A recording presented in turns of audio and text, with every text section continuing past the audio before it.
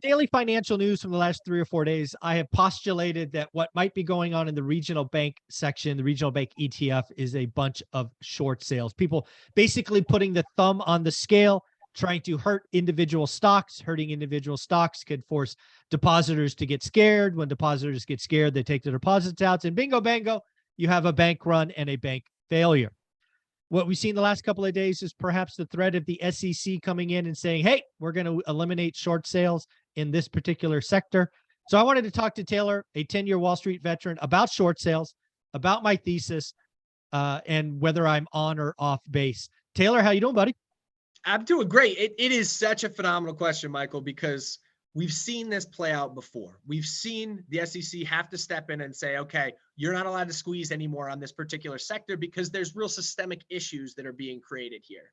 So there's 4,000 banks in this country, vastly more than any other country in the world. Most large established countries have 4 or 5 nationalized banks. We take the more community approach, and our community and local regional banks serve a real purpose. They serve the small and mid-sized business that is the underpinning of our economy. So 99.9% of businesses in the United States qualify as small businesses. They employ 47% of the workforce. So this regional bank, local bank contingent is incredibly, incredibly important. Now, all that being said, if you're a business owner right now, and you have capital at a regional bank, and it's above $250,000, which likely it is if you're a business owner, you are being negligent, not moving that money to a systemically important bank like a JP Morgan, because we know 2 things on this. One, they're more heavily regulated. Their liquidity regulations by the federal government and the FDIC are higher than they are at the local level. So one, they're capitalized better. And 2, when the rubber meets the road, if JP Morgan were to go under, we all know the Federal Reserve is going to backstop them and make all depositors whole. We are not confident going forward that regional banks have that same safety blanket there. Yeah. So let me ask you about kind of step 1 of the thesis. Obviously, we had Silicon Valley Bank, Signature Bank come in, crack. I think that was the first sign that Wall Street, I'm going to say Wall Street because it could be lots of players. I'm just going to genericize, say Wall Street came in and said, oh, goody, let's go look at some balance sheets. Let's go look at who has the largest percent of deposits over, uninsured deposits. Let's go look at portfolio books. And then let's put our thumb on the scale, beat up stocks, sell them short, which will take the prices down as fear builds. And then again, you're negligent, right? You have banks, I'll say First Republic because they're already gone. You see their stock down 80%. How can you be anybody in a leadership position and if you have, more than 250, frankly, 100 grand, why would you leave it at that bank when you could move it with your phone to JP Morgan or Wells Fargo or whatever? Correct. And then, oh, by the way, the short seller wins. They cash a big check. So I think that's when it started. I think they saw that it worked at First Republic. And now what they're doing, or at least as of last week, they just started beating up the ETF. It's like, hey, let's take them all out. Let's just keep pounding the table and let's see which ones break. Is that reasonable? Yeah, it absolutely is. I do think that they're likely shorting the individual companies, stocks, banks than they are the ETF, but the ETF's price function is a movement, price movement is a function of the underlying companies. So the ETF, like this morning, it was trying to catch a bid. It was up pre-market 3.5%, the regional bank index, and now it's back down again. It just can't find a bottom right now. And, a lot of people ask us because, volatile things and big downsides also create potential big opportunity on the other side. So it's like a bug light for investors. It's like, hey, should I buy First Republic Bank? This was 2 weeks ago. And I'm like, don't touch that. No, don't touch it.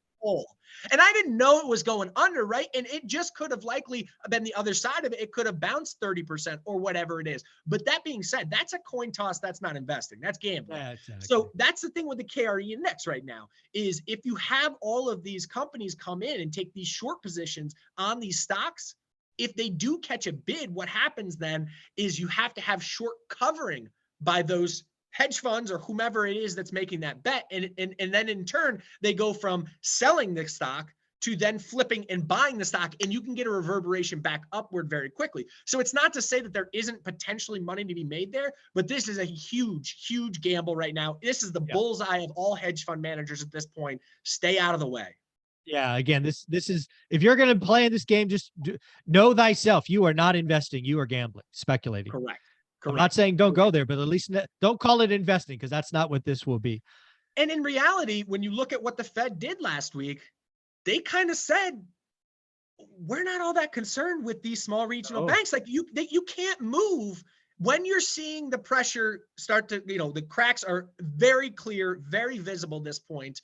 And as they raise rates, it constrains the lending ability of these companies. It constrains the bond portfolios for these companies. The two profit centers that they have get constrained. So the Fed is like, hey, this is a knock-on effect of controlling inflation, and we can't do anything about it. Yeah, and to that end, I think Jerome Powell sitting there basically saying, I told you at Jackson Hole. Jackson Hole was like 9 months ago, right? Maybe 10 months ago. And basically said pain was coming. Shame on you, right? To use Warren Buffett's phrase, the banks were regional banks were swimming naked. Yep. They didn't pivot. They didn't change. They had 9-10 months to clean it up, and they didn't. And he's like, hey, bad actors, bad performers, that's what capitalism's about. I don't think he's going to bail them out. It's interesting that last week was not his best meeting. And I'm usually a pretty, I guess I'm almost a proponent of Jay's. I think positively about him in general. You go back to the transitory comment. Obviously, he looks like a fool there. But then he said, and he backtracked a couple times in his comments the other day when he came out and said, our banking system is sound and resilient, stronger than it was back in March. I just went like, I get you have to provide confidence, but stronger than it was in March. There's $400 billion of deposits have left our banking system since March. You can't just lie say to that. us. Yeah, you can't lie to us. And that's what that was. Yeah. And then not 2 hours later, 2 banks were down, and whatever it was. And then again, I want to talk about a short squeeze, because I think we saw some of that Friday. I don't know which bank it was. Some bank was up 80%. It was kind of like the target. Was it PacWest? PacWest, thank you. PacWest. So PacWest went down to 3, then it popped to 5 or something. Again, total gamble. It had to be a short squeeze, somebody trying to take chips off the table. But I want to go back to kind of the Great Recession. And it was the first time I remember SEC coming in and basically saying, this is a protected group. Short sellers shall not play here. So what was threatened on Friday is not unheard of. It has happened before, and it may have happened other times. But, an SEC coming in and saying, thou shalt not short a segment or a sector is not unheard of. I'm so torn on this because fundamentally, I believe in capitalism and free markets. And so I see the side of it saying like, hey, if these people have the ability to make money doing that, let them go. But on the other side, this is the lifeblood. This is the lubricating oil that drives our economy, access to capital, right? Access for that company to go to the bank and say, hey, I want to hire 4 extra employees, but I need to take a loan out in order to afford that. And here's going to be the revenue stream that comes on the back end as a function of me hiring these employees. Or I want to build out that factory, more tangible and easy to understand, whatever it is. So with that, I can understand them stepping in this particular segment of the market and saying, hey, we need to cool it on this because we can't have these things continue to go under. Yeah, and to me, it'll be a time frame, right? It'll be 90 days. It'll be whatever it is, 6 months. So it's not unheard of. They also need to get their story straight. Like Janet Yellen, like you guys need to get on the same playbook here between Jerome Powell and Janet Yellen. They're saying 2 diametrically different things, and it's tough to understand which one to understand, which one to believe. So when they aren't able to say depositors are secure, because that's essentially what Jay Powell said, and Janet Yellen said we're not considering that on the other side. Almost at the same exact time. Almost at the same exact time, in the same day. And so if you're a business owner, again, you're kind of just negligent if you don't move the money, because for all the reasons that we already stated there. So what if they were to step in and say, specifically for businesses, which are the ones that have the really high capital intensive balance sheets with these banks, what if they were to step in and say, hey, we'll protect businesses? Because $250,000 is pennies to some businesses, even in small and mid-sized businesses. They might have $10 million payrolls.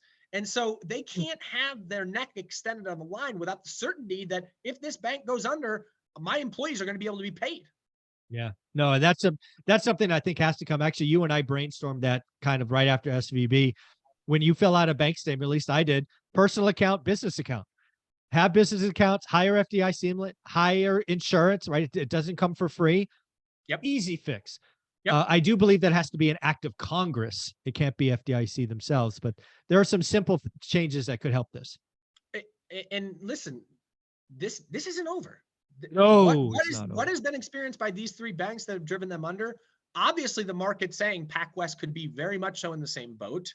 The New Horizon, is it New Horizon? The bank in First Tennessee, Horizon, I think. First Horizon. Yeah, they had the deal go through, fall through, and that deal fell through based on antitrust rules. Yeah. It's like, guys, how do we have these tech behemoths controlling, all this different stuff with Apple now coming into the banking game essentially? Yeah. But it was, I think it was E-Trade or TD Ameritrade can't buy First Horizon, a bank I've never even heard of, because that's going to create a monopoly. Like, guys, you need to let these things go through to save the banking system. Yeah, and just closing on Apple, it looks like they raised $1 billion in 4 days. Did you see that? I was like, we called that one. Unreal. You're right. You were almost part of it until you hit one more stumbling block along the way, right? Exactly. Why? I got to get a credit card first? Nah, never mind. Anyways. All right, Taylor, where can people find you? Yeah, follow us at Life Goal Investments on both Instagram and on TikTok at Life Goal Investments. Appreciate you, Michael.